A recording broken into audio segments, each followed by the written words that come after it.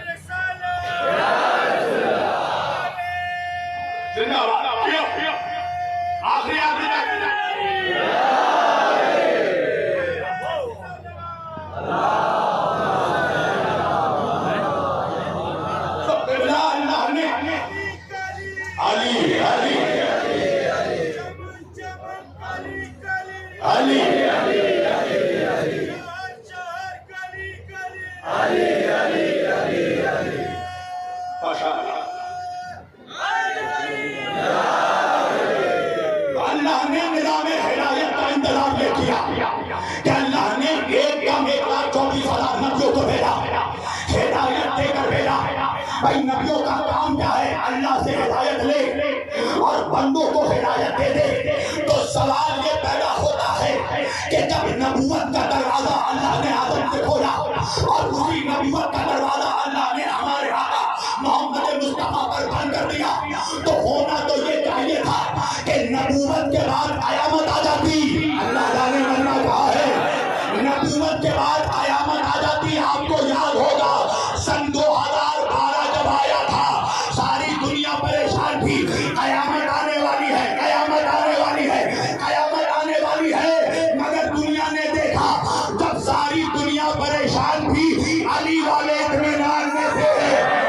Media वालों ने पूछा, सारा जहान परेशान है, कयामत आने वाली है, आप अली वाले इत्मीनान में कैसे हैं? तो हमने जवाब दिया था, हमें मालूम है अभी कयामत नहीं आएगी, पहले इमामत आएगी।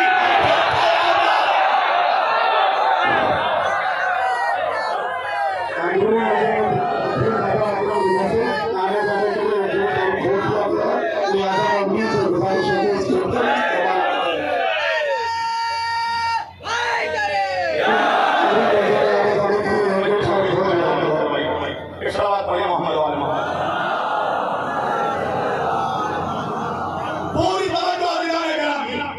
तो अल्लाह से सवाल बनता है ना, परवरदिगार लन तजीदा लिसुन्नतिल्लाहि तब्दीला, तेरे कानून में तब्दीली नहीं आती। तो भाई जब सिलसिला हिदायत नबियों के दरमियान भेजा था, तो कयामत तक नबियों को भेजता, आखिर नबियों को रोक कर इमामों को क्यों भेजा? नबूवत को रोक कर इमामत का सिलसिला क्यों जारी किया? आखिर कुछ तो फर्क होगा नबियों में और इमामों में। क्या अल्लाह ने नबूवत का सिलसिला रोक दिया, इमामत का सिलसिला जारी कर दिया? बात क्या है? नबियों का काम था अल्लाह से शरीयत लेना, बंदों को शरीयत देना, अल्लाह से हिदायत लेना, बंदों को हिदायत देना। तो जो इस्लाम अल्लाह ने आदम से भेजना शुरू किया था, तो आखिरी नबी पर मुकम्मल कर दिया। अल्लाह ने कुरान में कह दिया, अल यौमा अकमलतु लकुम दीनकुम, हमने आप पर इस्लाम को मुकम्मल कर दिया। तो भाई जब इस्लाम मुकम्मल हो गया था, तो नबूवत के बाद कयामत आ जाती, इमामत क्यों आई? अल्लाह ने कहा यही तो बताना था, नबियों का काम था इस्लाम को पहुंचाना, और इमामत का काम है कयामत तक उसी इस्लाम को बचाना। ठहरो ठहरो ठहरो, नारे हैदरी,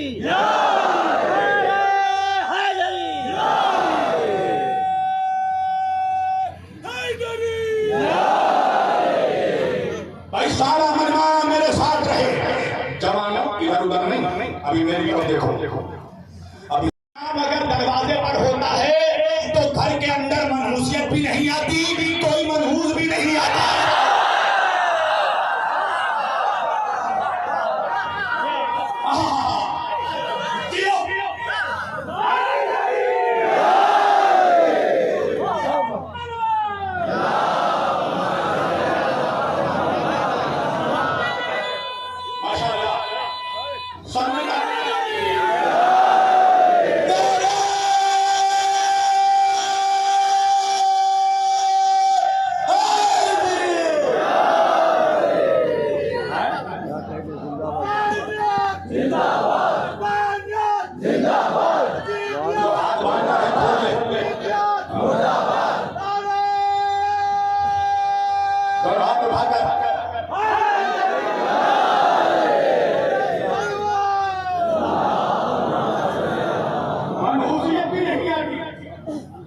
कोई मनहूस भी नहीं आता।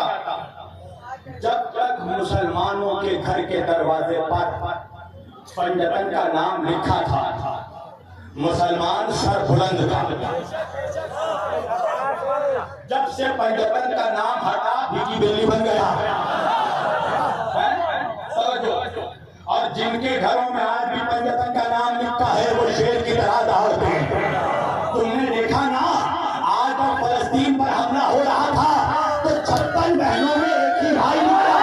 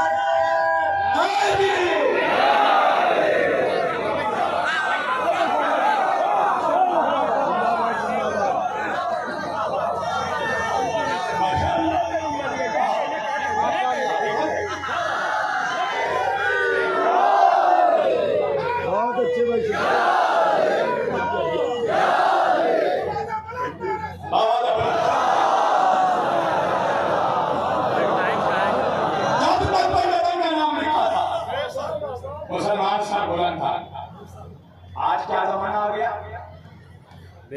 अगर किसी के घर के दरवाजे के बाहर पंजतन का नाम लिखा है तो सबसे पहले मौलवी कहता है उसके घर में मत जाना। क्यों नहीं जाना? देख नहीं रहे, पंजतन का नाम लिखा है, राफजियों का घर है। पंजतन का नाम लिखा है, उसके घर में मत जाना। क्यों भाई? राफजियों का घर है। अगर किसी दरगाह के दरवाजे पर लिखा है पंजतन का नाम, मौलवी कहने लगा उस दरगाह में मत जाना, राफजियों की दरगाह है। अब समझ में आया हिंदुस्तान का मनहूस मौलवी अजमेर क्यों नहीं जाता।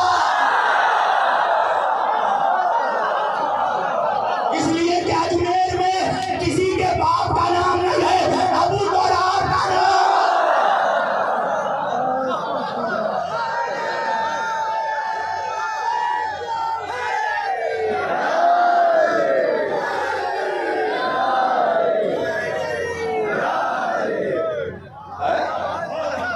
अजमेर मत जाओ। क्यों? बोले हमारे अब्बा का नाम नहीं लिखा, बादशाह हुसैन लिखा है।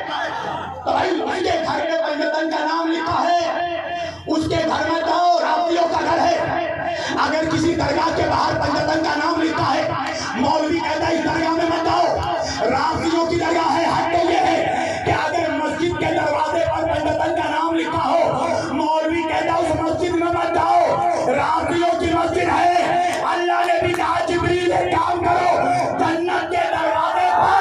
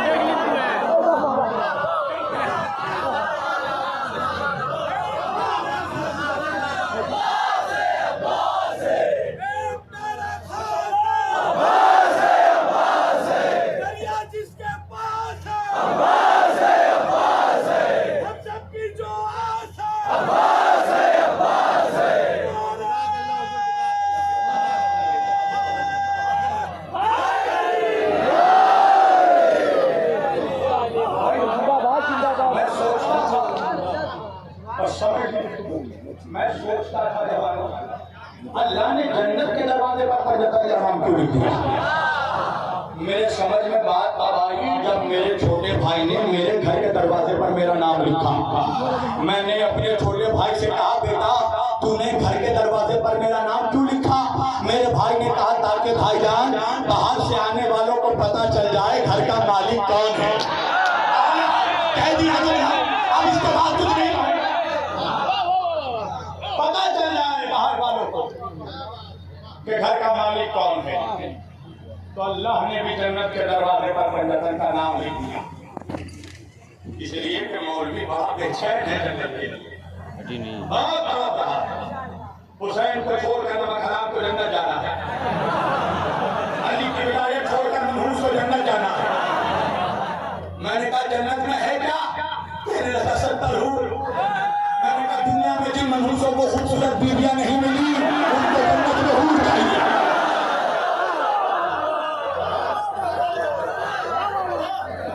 जब सूरह रहमान पढ़ी हूर की सूझी, अंधे को अंधेरे में बड़ी दूर की सूझी। बस समझ लो एक चीज जवान मुसलमानों मौलवियों सबसे कह रहा हूँ, अहले बैत को छोड़कर जन्नत वन्नत नहीं मिलने वाली। अभी देखो मुहर्रम आया, जन्नत को छोड़ दो, कौसर का दुश्मन है। कितने मनहूस भोग रहे हैं कि शरबत मुहर्रम में नहीं पिलाना चाहिए। कसम खुदा की इन मनहूसों को कौसर चख भी नहीं सकेंगे।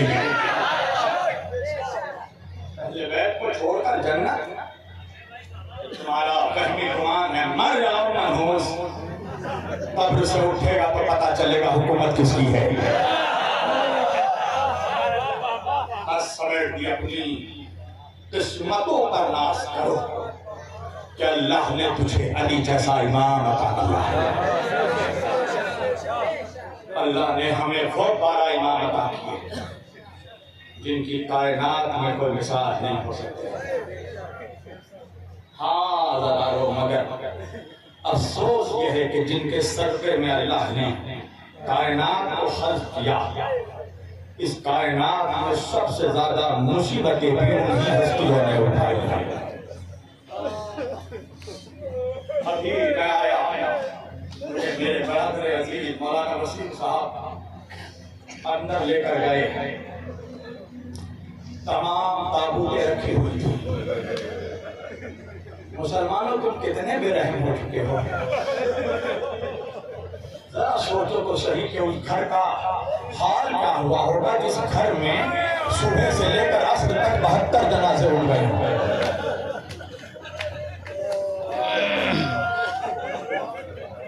दूर दराज से लोग आएंगे।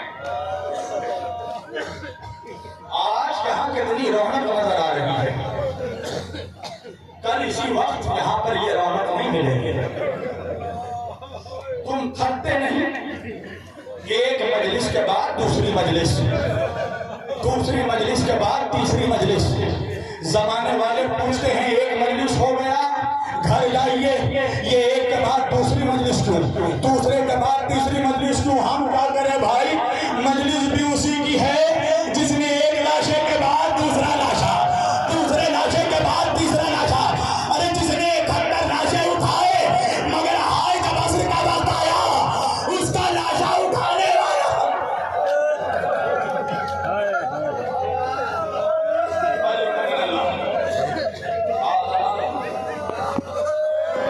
मुझे मसाइब पढ़ना है मगर मेरे जिस्म में इतनी ताकत नहीं है। सैयदा से भीख मांग रहा हूँ, शहजादी मुझे ताकत दे दीजिए कि आपके बच्चों के मसाइब पढ़ सकें। आज रोने में कभी मत करना हो, शायद यही वक्त था जब करबला में हुसैन को ज़बह किया जा रहा था।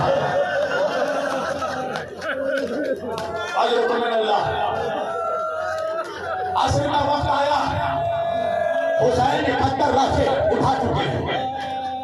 एक मर्तबा आवाज़ इस्तिग़ासा बुलंद की, खैमे से शोरे गिरिया उठा। हुसैन खैमे में पलट कर आए, कहा ज़ैनब ये शोरे गिरिया कैसा? ज़ैनब ने कहा भैया जब से आपने मैदान में हलमीन की सजा दी है ना, असगर खुद को चूल्हे से गिरा देता है। ये बच्चा 3 दिन का प्यासा है, इसकी माँ का दूध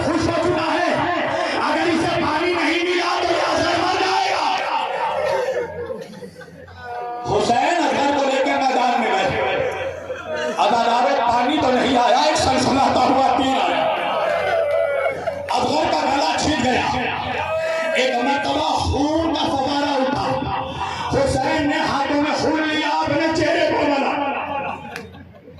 मेरे नाना मरहूम अल्लामा इकबाल आज़मी एक रिवायत बयान करते थे कि हुसैन असगर का लहू मुंह में मलकर असगर की लाश लेकर कुछ दूर आगे बढ़े, क्या देखा? जवान बेटे अकबर का लाशा पड़ा हुआ है। हुसैन अकबर के लाश के करीब बैठे, एक मर्तबा अकबर का चेहरा देखा, देखकर कहने लगे, बेटा अकबर, जब मैं मदीने से आ रहा था तुमने मुझसे कहा था ना, बाबा आपकी दाढ़ी सफेद हो जा रही है, बाबा अपनी दाढ़ी में मेहंदी लगा लो, बाबा अपनी दाढ़ी लाल कर लो, बाबा। अकबर हुसैन ने वादा किया था, हुसैन अपनी दाढ़ी जरूर लाल करेगा। बेटा वादा वफा कर दिया। अरे करबला में मेहंदी तो नहीं मिली, अरे असगर के खून से वादा हुआ।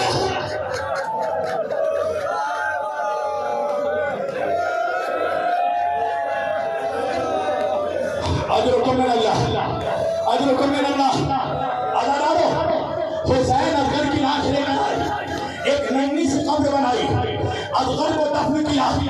एक मरतबा दफन करने के बाद फौज पर हमला किया। वो वक्त भी आया जब आवाज़ें गैबी आई, हल मिलना से इधर हुसैन ने तलवार को नियाम में रखा ना, अरे कहीं से नेज़े, कहीं से तलवारें, कहीं से बच्चियां, अरे ज़हरा का प्यासा बेटा। एक जालिम आया, हुसैन के दाई पसली पर नेज़ा मारा, हुसैन घोड़े में बाई तरफ झुके। एक जालिम आया, बाई पसली में नेज़ा मारा, नेज़ा सीने के अंदर फंस गया।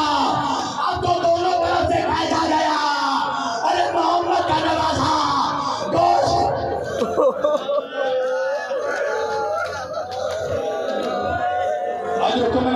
अल्लाह आपकी आवाज़ों पर रहमत नाज़िल करे।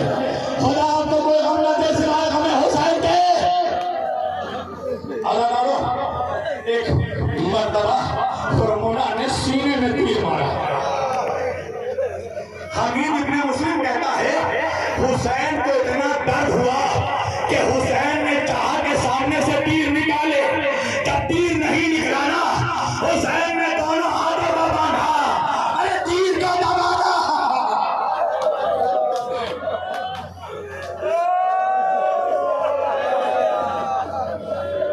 हुसैन जीन से जमीन पर आए, आखिरी सजदे में सर रखा, शिमरे मलून चढ़ा। अरे तलवार पत्थर पर मारता हुआ जाता था। अज़ादारो, एक मरतबा हुसैन के करीब आया, पता है उसने छुरी यूं नहीं चलाई। अरे तुमने कभी देखा एक लकड़हारा कैसे लकड़ी काटता है? अरे 13 मरतबा हुसैन का गला।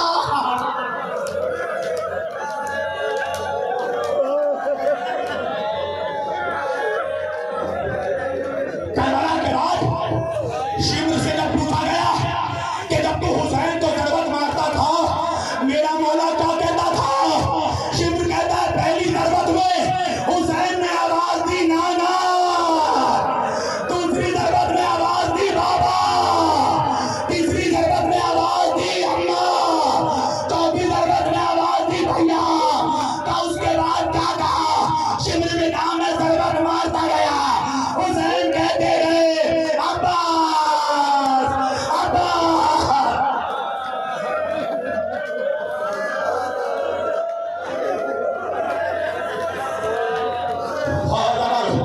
फातिमा ज़हरा, मुझे ताकत दीजिए। आ गई शाम गरीबा, लूट लिया मुसलमानों ने नबी का घर, जला दिए गए खैमे, छीन ली गई चादरें। मैं 2 मिनट लगातार तमाम कर दिए मसाइल। एक शहीद का सर काट कर नेज़े से गुजर किया गया। उमर साद मलून ने जालिम से कहा, जरा गिन कर बता कितने सर हैं? जालिम ने गिन कर बताया 71 सर हैं। उमर साद कहने लगा, मैंने तो सुना है 72